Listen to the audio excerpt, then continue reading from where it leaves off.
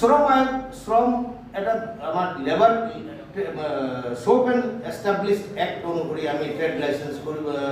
Labour licence কৰিব লাগে তাতে অসমত হঠাতে কোনো কাৰণ নোহোৱাকৈ আমাৰ লগত কোনো ধৰণৰ আলোচনা নকৰাকৈ আমাৰ লগত কোনো পৰামৰ্শ নকৰাকৈ আমাক কোনো ধৰণৰ পেপাৰ নোটিছ টিভি নোটিছ কোনো নোটিছ নিদিয়াকৈ য'ত সৰু আৰু মজলীয়া দোকানবিলাকৰ ট্ৰেড লাইসেন্স লেবাৰ লাইসেন্সৰ ফিজ আছিলে 100 টকা এই বৃদ্ধি কৰি 1000 টকা কৰি দিলে যিসকলৰ আছিলে 3000 টকা তেওঁলোকৰ 1000 টকা তেওঁলোকৰ হ'ল 2000 টকা 3000 টকা 30000 টকা এই হাৰত 10 টাইমছ তেওঁলোকে বঢ়ালে এইটোৰ আমি তীব্ৰ বিৰোধিতা কৰিলোঁ আবেদন কৰিলোঁ কমিশনাৰক কৰিলোঁ সেক্ৰেটাৰি কৰিলোঁ লেবাৰ সেক্ৰেটাৰি কৰিলোঁ লেবাৰ মিনিষ্টাৰক কৰিলোঁ মুখ্যমন্ত্ৰীক কৰিলোঁ আকৌ চিফ সেক্ৰেটাৰি কৰিলোঁ এডিশনাল চিফ সেক্ৰেটাৰি কৰিলোঁ ব্যৱসায়ীসকল সদৌ গুৱাহাটীৰ প্ৰায় 60,000 ব্যৱসায়ী লগতে সদৌ অসমৰ প্ৰায় 5 লক্ষাধিক ব্যৱসায়ী যি কষ্টৰ ভিতৰত এই কোভিড পিৰিয়ডত যোৱা 8 মাহ 9 মাহ ধৰি ইমান আমাৰ ওপৰত ইমান অত্যাচাৰ হৈ আছে যিবিলাক কথা আমি সহ্য কৰিছিলোঁ কেৱল কোভিড পিৰিয়ডৰ কাৰণে আমি সহ্য কৰিছিলোঁ কিন্তু এতিয়া সহ্যৰ সীমা যেতিয়া পাৰ হৈ গ'ল আমাৰ সহ্যৰ সীমা যেতিয়া পাৰ হৈ গ'ল কোনো নিৰুপায় হৈ আমি সংবাদ মাধ্যমৰ আশ্ৰয় লৈছোঁ আৰু সংবাদ মাধ্যমৰ ৰাইজৰ আশীষ বিচাৰিছোঁ ৰাইজৰ মতামত আৰু আশীৰ্বাদ বিচাৰি আজিৰ এই সংবাদ মেল কৰিছোঁ বিশেষকৈ যোৱা 4 বছৰ 4.5 বছৰ আমাৰ নতুন চৰকাৰ আহিল চৰকাৰ পৰিৱৰ্তনৰ চৰকাৰ আহিল পৰিৱৰ্তন হ'ল এই চৰকাৰৰ পৰা আমি বহুত কিবা আশা কৰিলোঁ কিন্তু আজিৰ দিনত এই ব্যৱসায়ীসকলৰ ইমান তেওঁলোকে এই চৰকাৰে ইমান তাচ্ছিল্য কৰিছে আমাক সকলো ক্ষেত্ৰত আমাক সুযোগ সুবিধা দিয়াৰ কোনো ধৰণেই তেওঁলোকে কোনো চেষ্টা কৰা নাই তদুপৰি যিখিনি আমি আগৰ সুযোগ সুবিধা পাই আছিলোঁ এই সুযোগ সুবিধাবিলাকো কৰ্তন কৰিছে এটাৰ পিছত এটা তেওঁলোকে কৰ্তন কৰি আছে আজিৰ এই সংবাদমেলৰ জৰিয়তে অসম চৰকাৰক আমি সদৌ গুৱাহাটী ব্যৱসায়ী সন্থা আৰু সদৌ অসম ব্যৱসায়ী সন্থাৰ ফালৰ পৰা দাবী পত্ৰ যিটো আমি যোৱা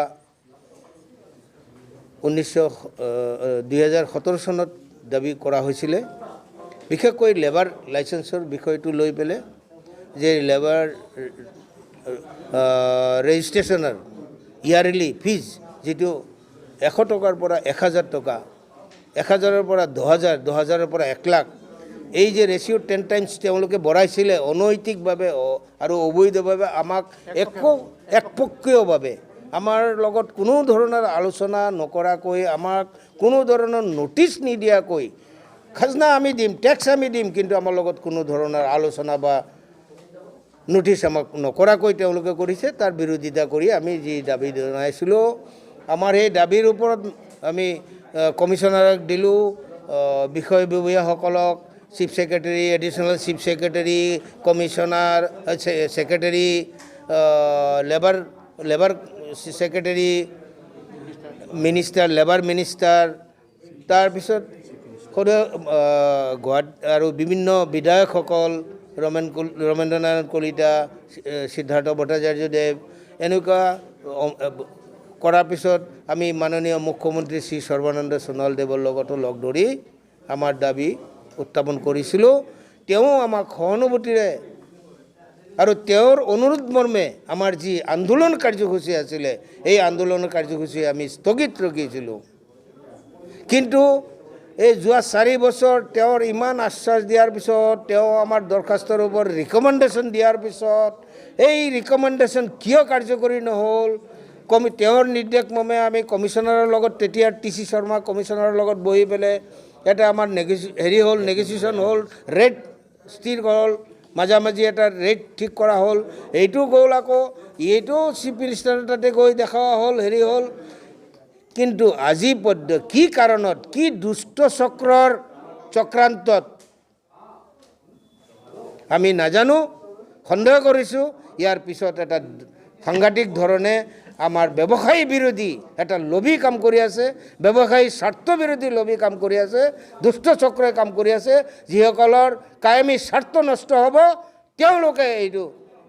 মুখ্যমন্ত্ৰী মাননীয় মুখ্যমন্ত্ৰী কৰে জনোৱাৰ পিছত তেওঁ অনুমোদন জনোৱাৰ পিছতো এইটো আজিলৈকে আজিবদ্ধ হোৱা নাই তাৰ কাৰণে আমি সাংঘাতিকভাৱে বিক্ষোভ হৈছোঁ সাংঘাতিকভাৱে আমি আক্ষেপ প্ৰকাশ কৰি আছোঁ আৰু তীব্ৰ গৰিহণা দি আছোঁ বাধ্য হৈ আমি আন্দোলন কাৰ্যসূচী ল'ব কাৰণে গৈ আছে ব্যৱসায়ীসকলে যোৱা আমাৰ অসমৰ এতিয়া বৰ্তমান পৰিস্থিতিত এই কোভিড আনলক আৰু লকডাউনৰ আনলক পিৰিয়ডত য'ত GST যোৱা বছৰে এই মাহত কালেকশ্যন হৈছিলে এক মাহত কালেকশ্যন 600-700 কোটি টকা এতিয়া 900 কোটি টকাৰ অধিক GST কালেকশ্যন হৈ আছে এইটো সম্পূৰ্ণ ব্যৱসায়ীসকলে দি আছে আমাৰ ব্যৱসায়ীসকলে পৰা কালেকশ্যন আপোনালোকে টেক্স কালেকশ্যন কৰিব কিন্তু তেওঁলোকৰ কাৰণে সুবিধাৰ 1% নকৰিব এইটো আমি কেতিয়াও মানি নলওঁ আমাৰ এই অনৈতিকতাৰ বিৰুদ্ধে আমি दावी जनाइसु। देखिए हम लोगों का जो बेसिक रूप से जो प्रॉब्लम हो रहा है गवर्नमेंट के साथ कि गवर्नमेंट ने अचानक 2016 में एक नोटिफिकेशन आया अपने पास कि लेबर लाइसेंस जो आपका 100 रुपये दिया जा रहा है उसको 1000 रुपये किया जा रहा है मतलब 10 टाइम्स बढ़ाने का 100 का 1000 300 का 3000 1000 का 10,000 ऐसा करके 10 टाइम्स ये लोग वृद्धि कर रहा है। तो हमारा व्यापारी लोग इसकी पहले से भी इसका अपोज किया है आंदोलन किया है भारत बंद भी बुलाया है और उसका जब हम लोगों ने बंद बुलाया तब हमें DC ऑफिस से हमारे जो CM सर है उन्होंने बोला तो हम लोगों ने उनके साथ बैठ के फिर एक नेगोशिएशन हुआ कि आपकी जो प्रॉब्लम है वो हम लोग बहुत जल्दी इसको सॉल्यूशन में ला देंगे और आपका सॉल्व हो जाएगा। तो ये सॉल्व होते होते देखिए 4 साल 4.5 साल हो गया लेकिन अभी तक कोई सॉल्यूशन इसका नहीं निकला है। और आज के दिन में कोई भी अगर सोचे कि व्यापारी एकला है व्यापारी संगठन मजबूत नहीं है बहुत गलत होगा। व्यापारी संगठन आज तक बहुत मजबूत है और आगे चल के बहुत मजबूती इनमें मतलब आ रहा है। तो आपके माध्यम से मैं यही जानना चाहता हूं कि आप लोग व्यापारी को इतना अंडर एस्टिमेट बिल्कुल मत कीजिए। व्यापारी का जो नैतिक अधिकार है उसको दीजिए। हम लोग कभी भी गवर्नमेंट के साथ लड़ते नहीं झगड़ते नहीं उलझते नहीं है लेकिन गवर्नमेंट की इस तरीके का रवैया हम सारे व्यापारियों को दुखद कर रहे हैं। तो आप सबसे अनुरोध है आप सबके माध्यम से हम गवर्नमेंट को अनुरोध जनाना चाहते हैं कि इस पर विचार करें और हमारे व्यापारियों पर इसकी राहत कार्रवाई करें। जब व्यापारी बहुत सीधा प्राणी होता है कहीं कोई लड़ाई झगड़े से कोसों दूर रहता है लेकिन जब सवाल उसकी अस्मिता पे आता है जब उसके पेट पे आता है तो हम लोग को भी उपाय नहीं होके एकजुट होना पड़ता है ये होना पड़ता है। तो जैसा कि ये 4 साल 4.5 साल हो गए इस बात को हम लोग उसी समय इसके लिए प्रतिवाद किए थे जैसे ये पास हुआ उस समय हमारे माननीय मुख्यमंत्री सर्बानंद जी सोनोवाल ने हम लोगों को ये आश्वासन दिया था कि आप लोगों की समस्या हमारी समस्या है राज्य की समस्या है इसको मैं पर्सनल रूप में निजी रूप में देख के इसका जैसे भी है हल निकालने का कोशिश करूँगा। और उसी प्रयास में उन्होंने राज्य के आयुक्त कमिश्नर महोदय को भी इंस्ट्रक्शन दिया कि आप इनकी समस्या को सुनिए और समाधान करने के लिए प्रयास कीजिए। व्यापारी वर्ग बहुत ही पीस लविंग पीपल होते हैं और वो हमेशा अस्पष्टता की स्थिति में रहते हैं। क्या होगा क्या नहीं होगा उनके पास कोई जानकारी नहीं रहती है। जैसा कि पिछले बार ट्रेड लाइसेंस में भी ऐसा ही हुआ पूरे 6 महीने तक अस्पष्टता बनी रही।